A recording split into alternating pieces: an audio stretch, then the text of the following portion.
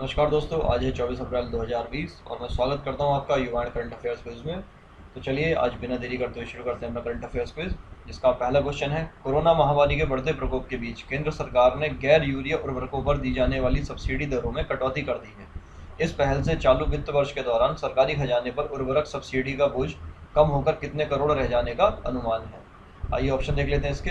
ए है 22,186 करोड़, बी है 22,000 करोड़, सी है 18,242 करोड़ और डी है 25,160 करोड़। तो दोस्तों इसका सही उत्तर है ऑप्शन ए 22,186 करोड़। देखिए, कोरोना महामारी के बढ़ते प्रकोप के बीच सरकार ने 22 अप्रैल को गैर यूरिया उर्वरकों पर दी जाने वाली सब्सिडी दरों में कटौती की है और सरकार की इस पहल से चालू वित्तीय वर्ष के दौरान सरकारी खजाने पर उर्वरक सब्सिडी बोझ कम होकर 22,186 करोड़ रुपए रह जाने का अनुमान है।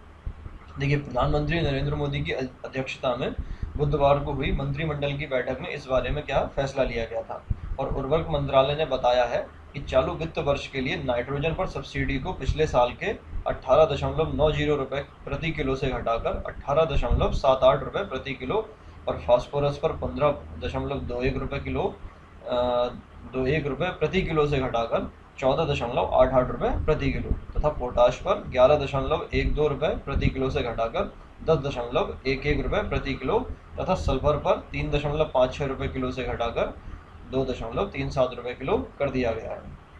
और वर्ष 2019-20 में इन पर कुल सब्सिडी खर्च 22,875 करोड़ रुपए था।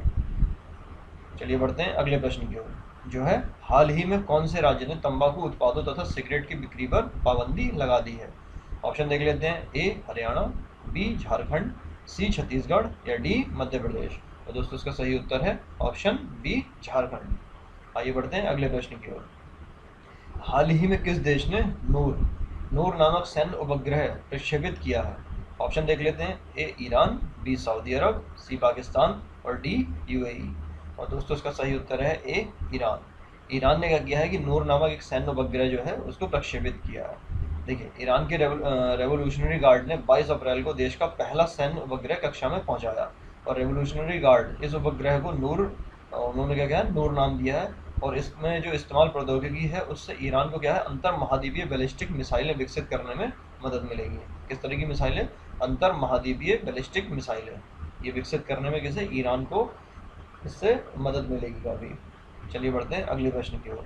हाल ही में किस देश ने एक प्रस्ताव के द्वारा कोरोना वायरस के टीके बराबरी से निष्पक्ष होकर सभी को मुहैया कराने की अपील की है।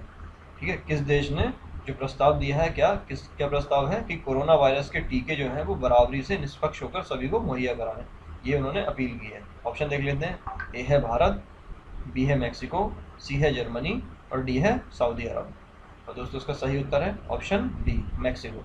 देखिए, भारत ने संयुक्त राष्ट्र महासभा के उस प्रस्ताव का समर्थन किया जिसमें आवश्यक चिकित्सा आपूर्ति और कोरोना वायरस महामारी से निपटने के लिए भविष्य में विकसित होने वाले किसी भी टीके को निष्पक्ष, पारदर्शी और न्याय संगत ढंग से उपलब्ध कराए जाने का आह्वान किया गया था। और देखिए, महासभा ने मैक्सिको के उस प्रस्ताव को स्वीकार किया जिसमें कोरोना वायरस से निपटने के लिए विश्व को दवाओं, टीकों और चिकित्सा उपकरण उपलब्ध कराना सुनिश्चित करने के लिए अंतर्राष्ट्रीय सहयोग का आह्वान किया गया था। तो आह्वान किसने किया था? मैक्सिको ने।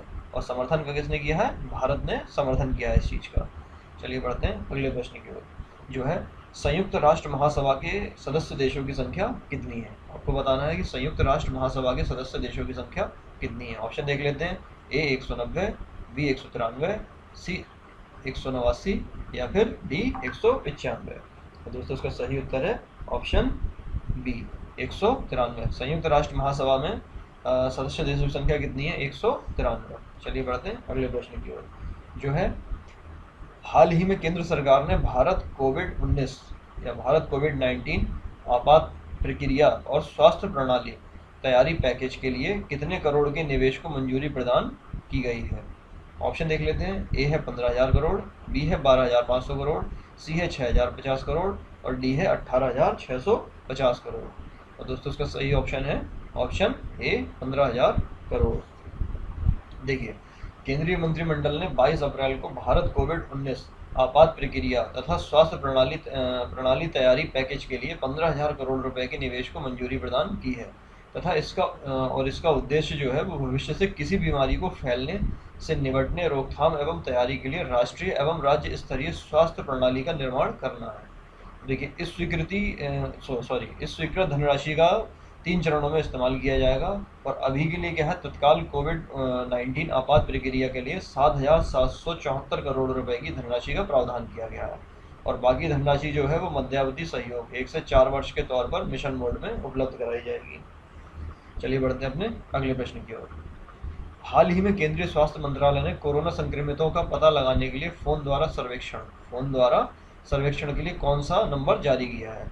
ऑप्शन देख लेते हैं। ऑप्शन ए है 1000, 1020, बी है 1920, ऑप्शन सी है 1921 और डी है 1360।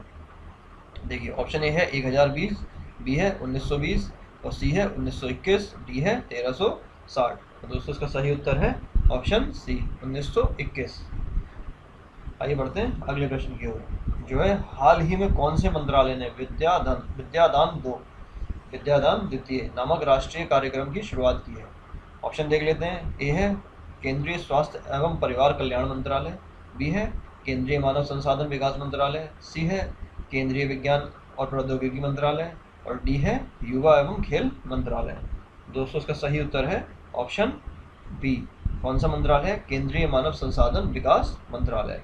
देखिए कोरोना वायरस के संक्रमण के कारण पूर्णबंदी के बीच मानव संसाधन विकास मंत्रालय ने ऑनलाइन शिक्षा को बिना किसी अवरोध के जारी रखने का पूरा प्रयास किया जा रहा है और इस कड़ी को जोड़ते हुए मानव संसाधन विकास मंत्रालय ने विभिन्न ऑनलाइन शिक्षा प्लेटफॉर्म पर गुणवत्तापूर्ण डिजिटल पाठ्य सामग्री उपलब्ध कराने के लिए विद्यादान 2 नामक राष्ट्रीय कार्यक्रम की शुरुआत की है। तो आपको ये याद रखना है। देखिए कार्यक्रम का नाम क्या है? विद्यादान 2, ठीक है।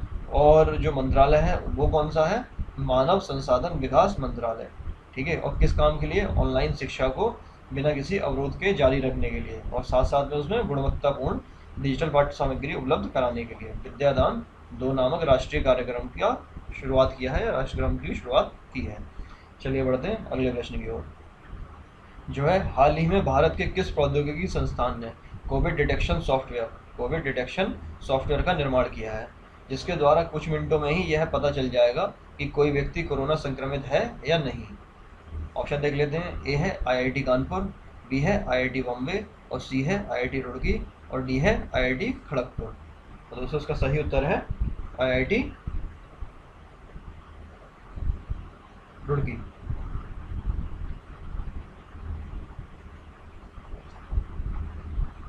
देखिए IIT रुड़की के वैज्ञानिक ने एक्स-रे तकनीक का प्रयोग करके, ठीक है, कोविड डिटेक्शन सॉफ्टवेयर का विकास किया है, जिसके द्वारा कुछ मिनटों में यह पता लग जाएगा कि कोई व्यक्ति कोरोना पीड़ित है या नहीं। इस तकनीक को विकसित करने में आर्टिफिशियल इंटेलिजेंस AI का प्रयोग भी किया गया है। चलिए बढ़ते हैं अगले प्रश्न की ओर। हाल ही में फेसबुक ने मुकेश अंबानी के नेतृत्व वाली रिलायंस इंडस्ट्रीज समूह की कंपनी जियो प्लेटफॉर्म लिमिटेड में कितने प्रतिशत की हिस्सेदारी खरीदने का एक समझौता किया है? ऑप्शन देख लेते हैं। ऑप्शन ए है 5%, बी है 9.99%, सी है 8% और डी है 12.5%। तो दोस्तों इसका सही उत्तर है ऑप्शन बी 9.99%। देखिए फेसबुक ने क्या किया कि मुकेश अंबानी के नेतृत्व वाली जो रिलायंस इंडस्ट्री समूह की कंपनी है रिलायंस जियो में 9.99% की हिस्सेदारी खरीदने के लिए $5.7 अरब और ये है 43,574 करोड़ रुपए लगभग निवेश का करार किया है। यह भारत के प्रौद्योगिकी क्षेत्र में सबसे बड़ा प्रत्यक्ष विदेशी निवेश है। मतलब क्या है? ये सबसे बड़ा अब तक का प्रौद्योगिकी क्षेत्र में FDI है। आइए बढ़ते हैं अगले प्रश्न की ओर। जो है हाल ही में केंद्र सरकार ने कोरोना वायरस के खिलाफ लड़ाई में शामिल चिकित्सकों और स्वास्थ्य कर्मियों पर हमलों की पृष्ठभूमि में बदलाव करते हुए एक नया अध्यादेश लाया है, जिसके तहत अब स्वास्थ्य कर्मियों पर हमला करने पर कितने वर्ष तक की जेल का प्रस्ताव किया गया है। आपको बताना है कि यदि कोई स्वास्थ्य कर्मियों पर हमला करता है तो कितने वर्ष तक की जो जेल है वो उसका प्रस्ताव किया गया है। ऑप्शन देख लेते हैं। ए है 5 वर्ष, बी है 6 वर्ष, सी है 7 वर्ष और डी है 10 वर्ष। तो दोस्तों इसका सही उत्तर है ऑप्शन सी 7 वर्ष। आइए बढ़ते हैं अपने अगले प्रश्न की ओर। जो है 22 अप्रैल को संपूर्ण विश्व में कौन सा दिवस मनाया गया? आपको बताना है कि 22 अप्रैल को संपूर्ण विश्व में कौन सा दिवस मनाया गया था। ऑप्शन ए देख लेते हैं। विश्व पृथ्वी दिवस, बी है विश्व वन्यजीव दिवस, सी है विश्व कैंसर दिवस और डी है विश्व पर्यावरण दिवस। और दोस्तों इसका सही उत्तर है ऑप्शन ए, विश्व पृथ्वी दिवस। देखिए 22 अप्रैल को संपूर्ण विश्व में विश्व पृथ्वी दिवस या वर्ल्ड अर्थ डे मनाया गया और इसकी जो शुरुआत हुई थी वो कब हुई थी, 1970 को, और वर्ष 2020 में इसकी 50वीं वर्षगांठ मनाई गई थी। और दोस्तों जैसा आपको पता ही है कि कोविड-19 के चलते किसी भी तरह का कोई कार्यक्रम तो हो नहीं पाया था, लेकिन फिर भी हमने क्या है कि इसकी 50वीं वर्षगांठ को मनाया है। देखिए चलिए आप बढ़ते हैं अपने आज के प्रश्न की ओर और जिसका उत्तर आपको देना है कमेंट के माध्यम से। ठीक है, तो आज का प्रश्न क्या है, मुद्रा राक्षस नामक पुस्तक के रचयिता कौन है। जीएस का क्वेश्चन है और काफ़ी पूछा जाता है ये एग्ज़ाम्स में। आप मान के चलिए कि हर तरह के एग्ज़ाम में काफ़ी बार आता है ये क्वेश्चन। तो अगर आपको नहीं पता है तब तो आपको ये इसका उत्तर भी याद करना चाहिए और आपको पता है, जिनको पता है वो कमेंट के माध्यम से इसका आंसर दें। ऑप्शन देख लेते हैं, ए विशाख दत्त, बी शूद्रक, सी बिल्हड़ और डी बाणभट्ट।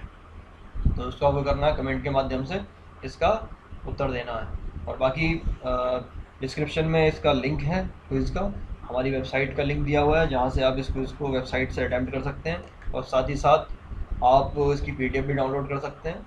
और उसके अलावा आप हमारी जो वेबसाइट है test.divine.org यहाँ पर आ रहा है, तो इस पर जा कर के आप टॉपिक वाइज, सब्जेक्ट वाइज और एग्ज़ाम वाइज अपने फ्री टेस्ट भी अटैम्प्ट कर सकते हैं। साथ साथ वहाँ पर कुछ प्रीमियम टेस्ट सीरीज़ भी हैं, आप उन्हें भी अटैम्प्ट कर सकते हैं और उन प्रीमियम टेस्ट सीरीज़ का बेनिफिट ले सकते हैं। तो आज के अंक में बस इतना ही। Thanks for watching. और अगर आपने ये वीडियो आपको पसंद आया तो आप इसे लाइक कीजिए, कमेंट करके अपना फीडबैक जो है वो आप हमें दे सकते हैं और अपने फ्रेंड्स के साथ आपको शेयर करना ही करना है। और अगर आप नए हैं तो आप इसको सब्सक्राइब कीजिए। चलिए मिलते हैं अगले अंक में, तब तक के लिए जय हिंद, जय भारत।